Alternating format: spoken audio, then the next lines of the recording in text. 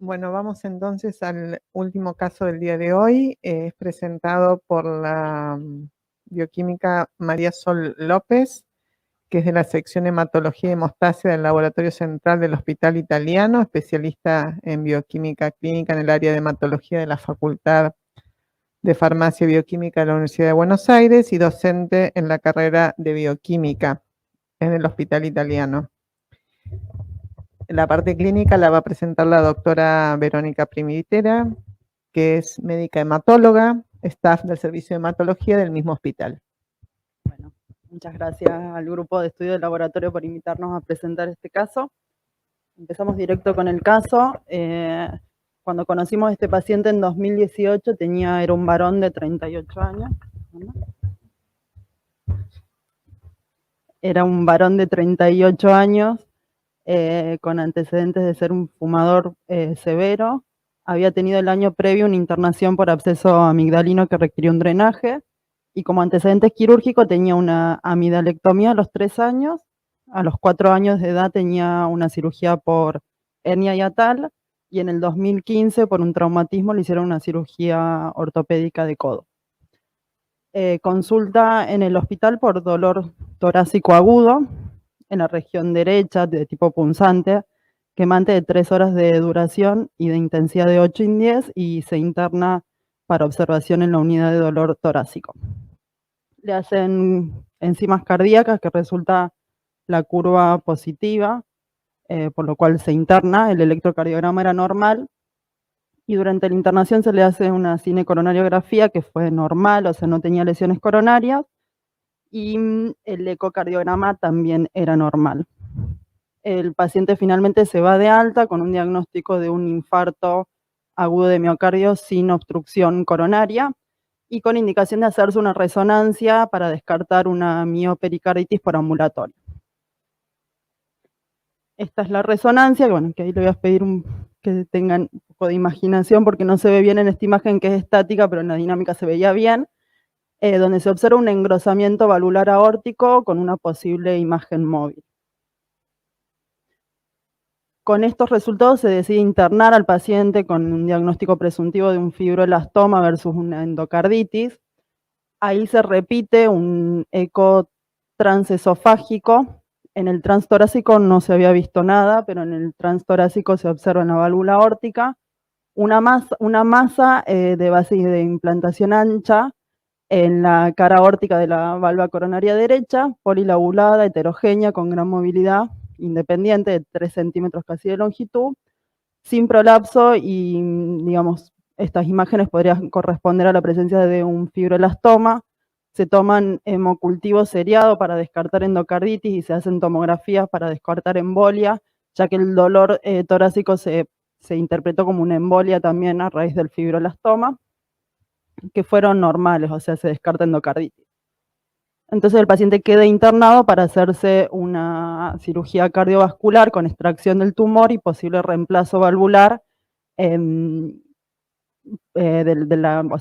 para reemplazo. Entonces se queda internado, se programa la cirugía, pero al 4.º día, o sea, un día antes de que el señor tenía programada la cirugía, evoluciona con una fascia de expresión y una hemiparesia brachiocrural severa.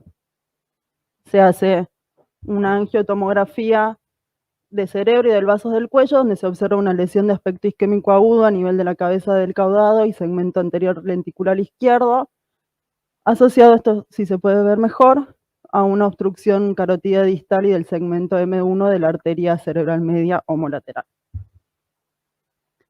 El paciente estaba en ventana terapéutica, o sea, se habían constatado el inicio de los síntomas, entonces se hace interconsulta con neurología y la indicación de ello era hacer una trombolisis sistémica, pero en el laboratorio nosotros a todos los pacientes que van a cirugía cardiovascular le hacen dosaje de fibrinógeno y de tiempo de trombina.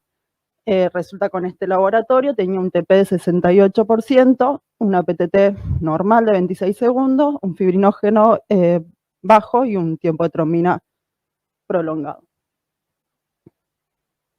Entonces nuestro diagnóstico inicial fue una hipofibrinogenemia. Se descartaron las causas adquiridas porque el paciente tenía un hemograma normal, no tenía plaquetopenia, tenía un hepatograma normal, tenía un proteinograma normal, o sea, no tenía una paraproteína, tampoco tenía ninguna enfermedad oncológica ni reumatológica, así que nuestra primera interpretación fue una hipofibrinogenemia congénita.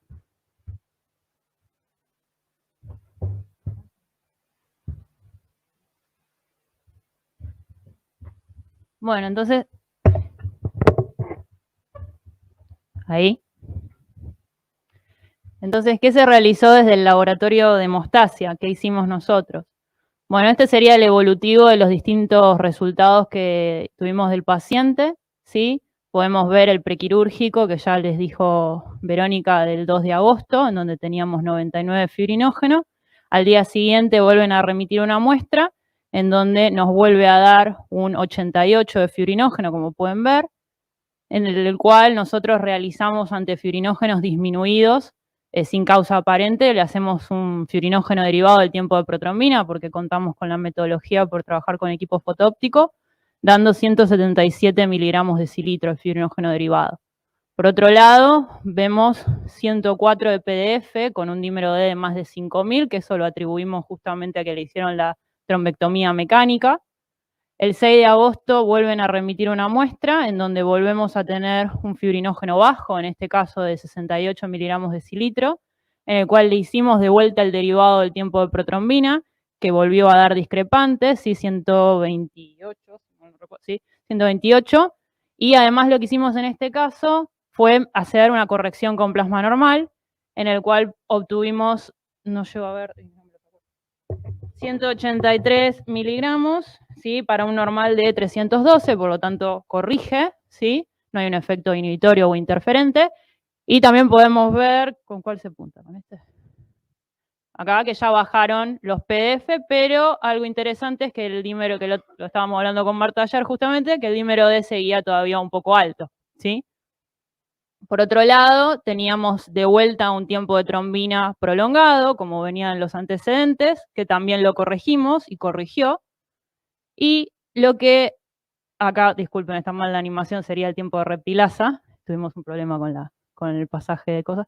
El tiempo de reptilasa que le hicimos dio 35 segundos, o sea, un tiempo de reptilasa prolongado, que también le realizamos la mezcla y la mezcla corrigió también. No vimos efecto inhibitorio o interferente en las correcciones, en los ensayos de mezcla.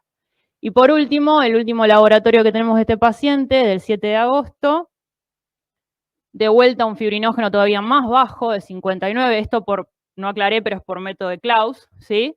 Y acá tuvimos la cortesía del doctor Claudio Rosa del Austral, que nos hizo el fibrinógeno inmunológico, pues nosotros no lo hacemos, dando un valor también discordante con respecto al coagulométrico de 114 miligramos de cilitro. Bueno, para ahondar un poco más en cuanto a lo que hicimos nosotros, va a hablar un poquito de todas las técnicas que hicimos. Una es el fibrinógeno derivado del tiempo de protrombina, ¿sí? Que es determinar la concentración de fibrinógeno a través del tiempo de protrombina, como lo dice el nombre de la técnica. Y esto es gracias a que los instrumentos fotoópticos miden la absorbancia de la luz que incide en una cubeta de reacción a lo largo del proceso de fibrinoformación. Como ustedes ven en la curva, acá les traigo una curva como se muestra en el equipo, el inicio, ¿sí? Del salto, que está designado por esta línea roja, ¿sí? Sería el correspondiente al tiempo de protrombina del paciente. Mientras que el incremento, o sea, el salto de absorbancia que uno puede ver, ¿sí? Desde el inicio de la curva hasta que alcanza este plató, va a ser directamente proporcional a la cantidad de fibrinógeno que tenga ese paciente. Lo que hay que tener en cuenta con el fibrinógeno derivado es que tiene una muy buena correlación para valores de fibrinógeno normales, ¿sí? Entre 1,5 o 4 gramos litro. La composición de los reactivos va a evitar alteraciones de los resultados por efectos de concentración terapéutica de heparina, porque acuérdense que la tromboplastina tiene un inhibidor de heparina hasta 1 unidad aproximadamente, pero como se tratan de equipos fotoópticos, siempre tenemos que luchar contra las interferencias lumínicas, como son, por ejemplo, los triglicéridos, que nos van a aportar esa turbidez, esa opalescencia, la bilirrubina, que nos va a aportar ese color verde, y también tener en cuenta que PDFs altos, mayores a 100 miligramos de cilitro, sobreestiman los niveles de fibrinógeno por esta metodología. Esto que lo hizo el austral, el doctor Claudio Rosa, que nosotros no pudimos hacer. Les voy a hablar detalladamente del fibrinógeno por método inmunológico. Díganme si digo cualquier cosa, porque nunca lo hice. Pero lo que se usan son estas placas que ya vienen con diferentes orificios, en donde en algunos orificios se hace la curva de calibración con calibradores en donde uno ya sabe cuánto fibrinógeno va a haber, y en el otro se larga el fibrinógeno, o sea, la muestra de plasma del paciente. Entonces lo que va a hacer en el agar está mezclado el anticuerpo. Cuando se incuba la muestra del paciente, el fibrinógeno, digamos, que sería el antígeno en este caso, va a difundir y va a entrar en contacto con el anticuerpo presente en el agar. Entonces se va a formar un halo que va, dependiendo del ancho del diámetro de ese halo, va a ser la cantidad de fibrinógeno que tenga el paciente. Algo que hay que tener en cuenta con el método inmunológico es que los valores de referencia del fibrinógeno determinado por este método son más elevados que los coagulables y sus resultados no se ven afectados por la presencia de heparina, cosa que en el CLAU sí hay que tener cuidado porque justamente estamos utilizando trombina, y son útiles para diferenciar, como es este caso, difibrinogénemias de hipofibrinogénemias. También hicimos tiempo de reptilasa. El tiempo de reptilasa utiliza una enzima del veneno de este bichito que ven acá, ¿sí? Y es de utilidad para difibrinogénemias congénitas, ¿sí? La reptilasa que hace corta solamente la cadena alfa del fibrinógeno, mientras que la trombina, como todos saben, corta tanto A como B. No, lo que tiene la reptilasa es que si nosotros tenemos un tiempo de trombina prolongado, siempre hay que corroborar que no haya presencia de heparina, que no haya presencia de antitrombínicos directos como la irudina y el dabigatran, y en este caso la reptilasa no se ve afectado por los mismos. Entonces, si lo tenemos, la reptilasa, el tiempo de trombina daría prolongado, pero la reptilasa daría normal. Pero lo que hay que tener también cuidado es que se altera por PDFs elevados y valores marcadamente disminuidos de fibrinógeno, funcionalmente normal, también van a afectar la reptilasa. ¿Dónde está?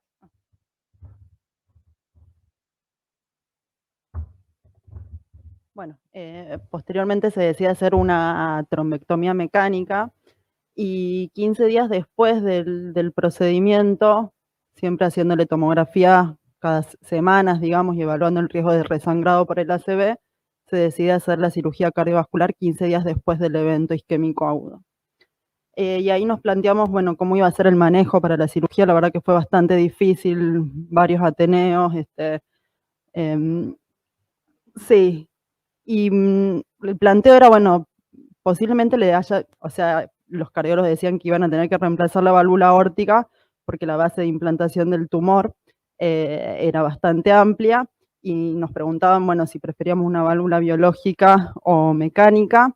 La realidad es que el paciente había tenido antecedentes quirúrgicos, no había tenido ninguna manifestación de sangrado previo, pero en ese momento pensamos que la anticoagulación a largo plazo no iba a ser beneficiosa para el paciente, así que decidimos en conjunto que el reemplazo valvular iba a ser biológico en caso que lo necesitara, que íbamos a manejar al paciente con concentrado de fibrinógeno previo a la cirugía y que íbamos a hacer un monitoreo por Rotem.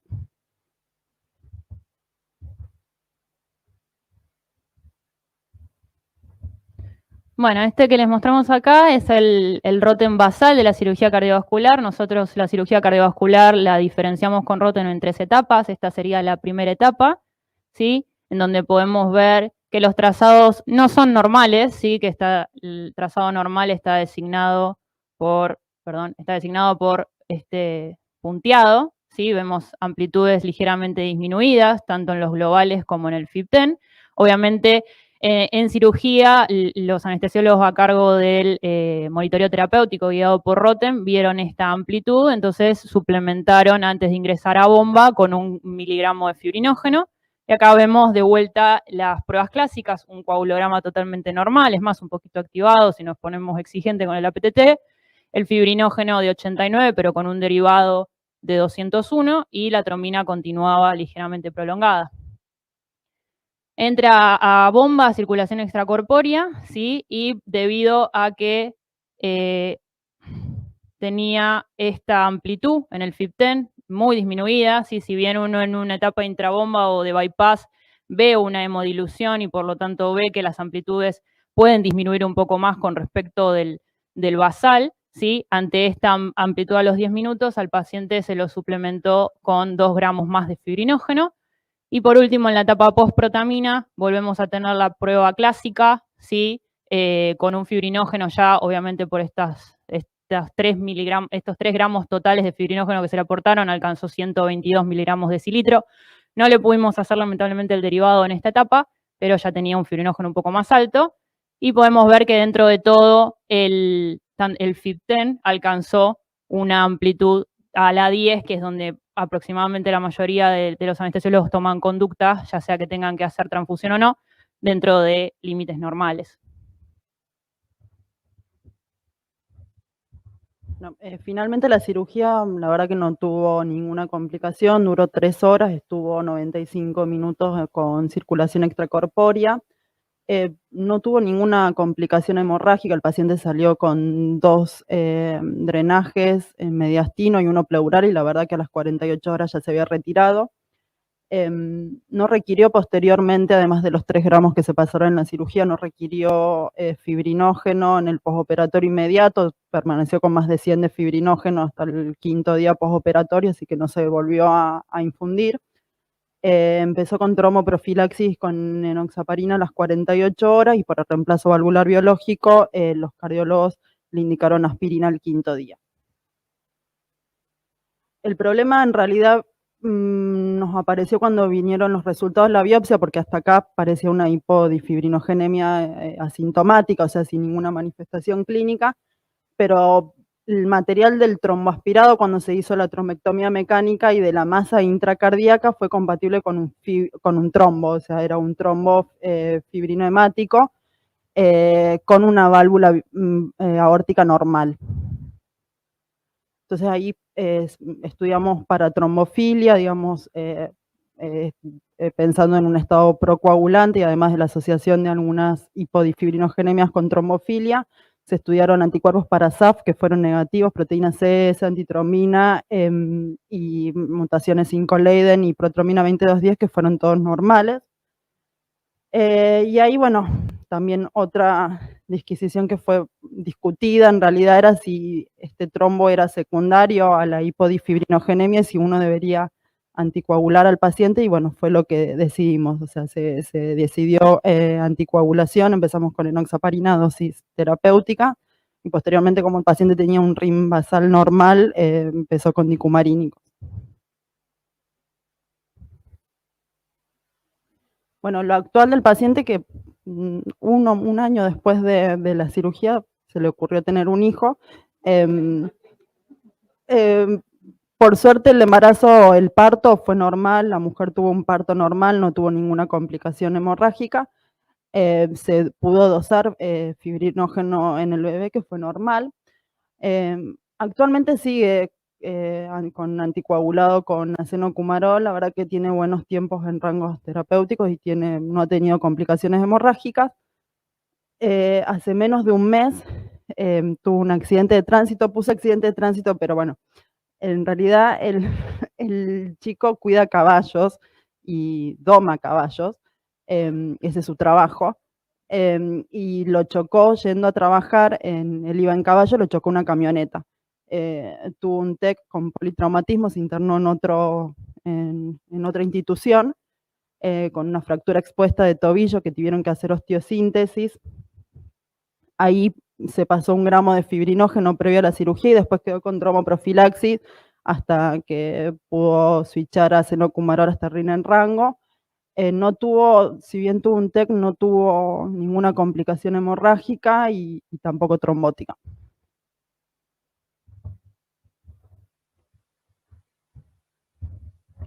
Bueno, para ponerle el sello realmente de si es una disfibrinogénemia o hipodisfibrinogénemia, ¿sí? Lo que se hizo fue mandar DNA, ¿sí?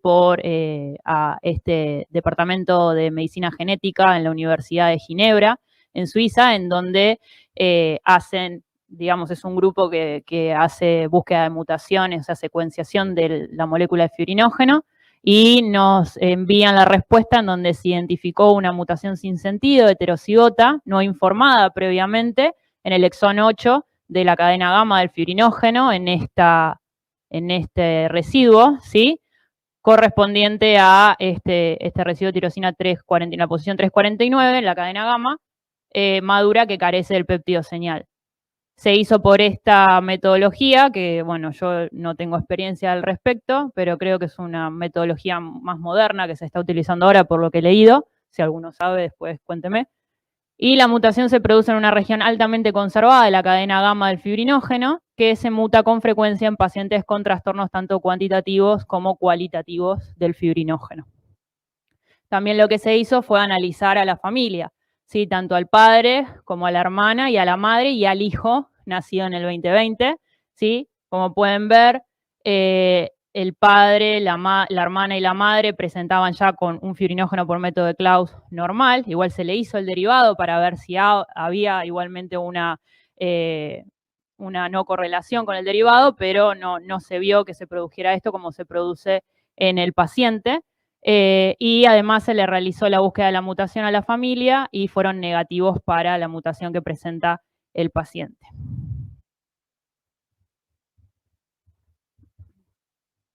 Bueno, y para concluir, las manifestaciones trombóticas, tanto en la disfibrinogenemia como en la hipofibrinogenemia, pueden ser venosas, arteriales, y se han descrito también en sitios inusuales. También hay artículos que, digamos, dicen que la hipodisfibrinogenemia tiene manifestaciones trombóticas más frecuentes que la disfibrinogenemia. Sobre todo son pacientes jóvenes de menos de 40 años. La penetrancia del fenotipo clínico es incompleta, así que también se ha descrito que por lo general hay otros factores de riesgo asociados a trombosis.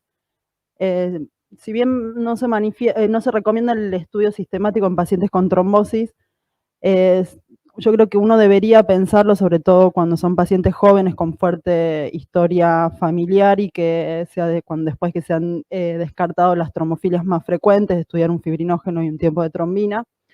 Y en cuanto al tratamiento anticoagulante, bueno, resulta bastante desafiante porque son pacientes con fibrinógeno bajo y que pueden tener manifestaciones hemorrágicas también.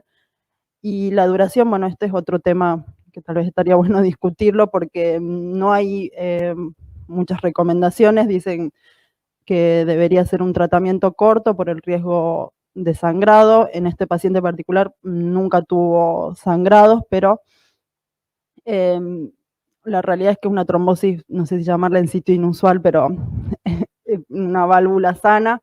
En la actualidad sigue anticoagulado, pero bueno, posiblemente después de este accidente uno cambie un poco esa conducta. Y bueno, depende también del sitio donde se produce la trombosis, de la persistencia de los factores de riesgo y sobre todo la preferencia del paciente. Y por parte de nosotros, lo que está bueno por ahí es importante determinar si los resultados obtenidos en las pruebas de laboratorio correlacionan con la clínica. Pues si ustedes se acuerdan, el prequirúrgico que tuvo el paciente fue un fibrinógeno bajo y uno podría haberse quedado con eso y decir tiene una hipofibrinogenemia en un paciente que tiene un contexto trombótico bastante importante, ¿sí? Para evitar de esta manera diagnósticos incorrectos y poder otorgarle al paciente una adecuada terapéutica. Y también lo que es por ahí para nosotros importante es implementar toda la batería, en el caso de que uno la tenga, obviamente, toda la batería de pruebas que podemos realizar desde el laboratorio de hemostasia, como vimos el fibrinógeno derivado, el tiempo de trombina, la reptilasa, por ahí también el ROTEM, ¿sí? Con el fin de obtener una máxima información posible, tanto para nosotros como también para el equipo médico, y poder determinar dónde realmente está la alteración en el paciente. Y algo que es importante, si uno va a empezar a implementar un montón de pruebas, también tener en cuenta cuáles son los límites y las interferencias de esas pruebas, ¿sí? Para evitar resultados falsos. Y algo que siempre nosotros destacamos, que el diálogo constante entre el equipo médico y el de laboratorio es de gran ayuda para poder llegar a un diagnóstico y también a un seguimiento óptimos. Y eso fue todo.